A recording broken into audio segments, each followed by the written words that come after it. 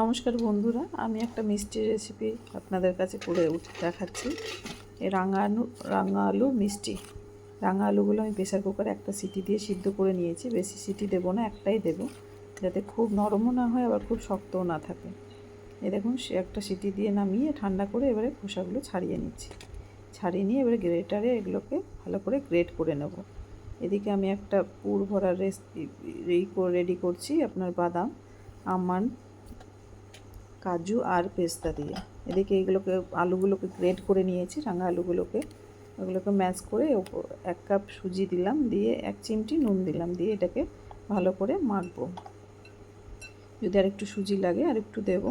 মাখতে মাখতে যদি মনে হয় আর একটু সুজি লাগে, মনে হচ্ছে আর একটু সুজি লাগবে আমার, আমি আর একটু দেবো সুজি।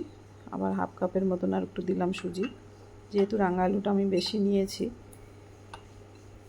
আরও 1/2 কাপ সুজি দিলাম, দিয়ে নিয়ে এটাকে ভালো করে মেখে রাখবো। উপর থেকে একটু এলাচ করে দিলাম, গোটা এলাচগুলো একটু থেতো করে তারপর উপর থেকে দিলাম, আর একটু ঘি দিয়ে এটাকে ভালো করে মেখে আধ ঘন্টার জন্য ঢেকে রাখবো।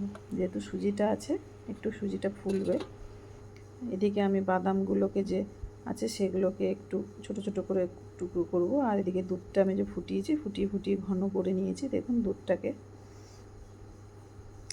এই যে বাদামগুলো আমি ছোটো ছোটো করে নিয়েছি, আমন্ড, কাজু আর পেস্তাগুলোকে, এগুলো সব একসাথে মিক্সড করে নেব।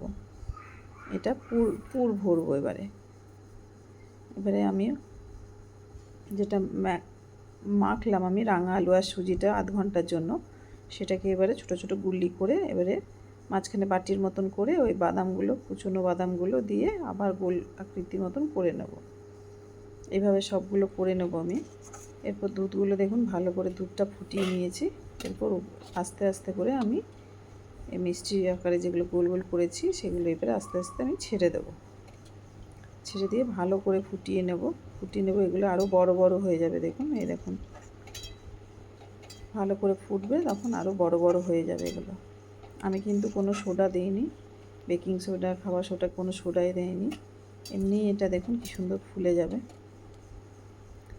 এই দেখুন, দুধে ফোটানোতে কি সুন্দর ফুলে গেছে। এরপর উপর থেকে আমি মিষ্টিটা দিলাম। মিষ্টিটা আপনি আপনাদের স্বাদ মতন দেবেন। আমি আমার মতন দিলাম। 1 কাপ চিনি দিয়েছি আমি। চিনি দিয়ে এটা ফুটিয়ে ভালো করে গাঢ় করে এরপর ঠান্ডা করতে রেখে দেবো। আর একটু টেনে যাবে। দেখুন কি সুন্দর হয়েছে, কালারটাও সুন্দর হয়েছে। দেখুন কত সুন্দর সফট হয়েছে একদম, খুব দারুণ খেতে হয়, খুব সুস্বাদু হয়, পুরো মিষ্টির মতন খেতে হয়।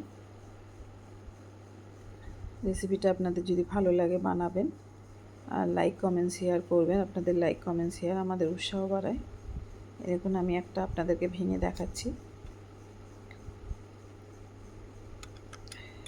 এই দেখুন, ভেঙে দেখালাম, খুব সুস্বাদু খেতে হয়। আমি একটা ভেঙে আপনাদের সামনেই দেখালাম। এই দেখুন, রেসিপিটা যদি ভালো লাগে আপনাদের বানিয়ে দেখবেন একবার, খুব সুস্বাদু খেতে হয়। আশা করি আপনারা সবাই সুস্থ আছেন, ভালো আছেন। ধন্যবাদ।